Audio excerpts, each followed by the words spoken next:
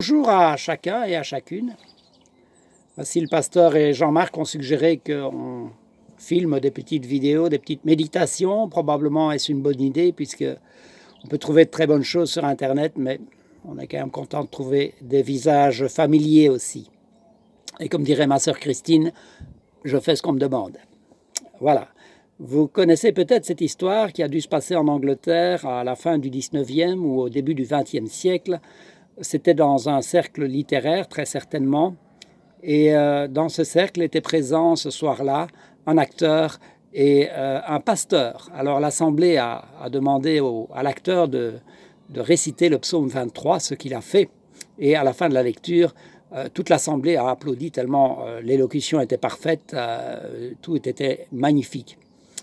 Mais l'acteur a demandé au pasteur de dire ce psaume aussi, le psaume 23. « L'Éternel est mon berger, je ne manquerai de rien ». Et la suite, vous la connaissez. Alors le pasteur l'a fait volontiers.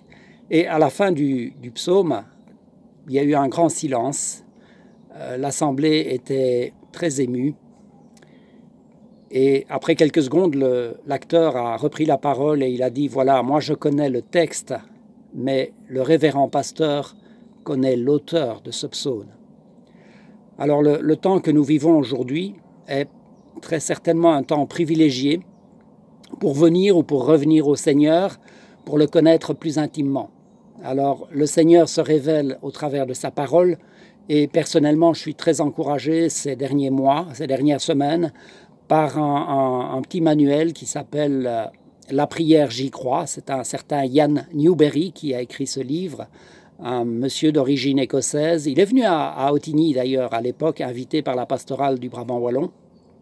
Et il a un ministère d'encouragement des chrétiens, des églises à la prière.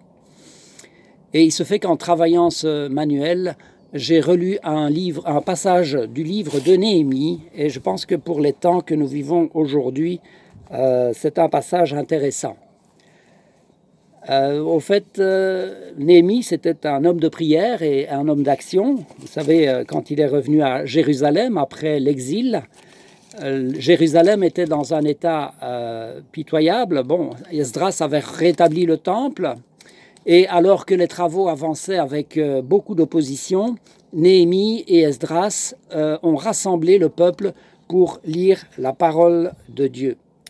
Alors je voudrais vous lire le passage qui m'a interpellé, on peut le dire comme ça. Donc c'est dans le livre de Néhémie au chapitre 8.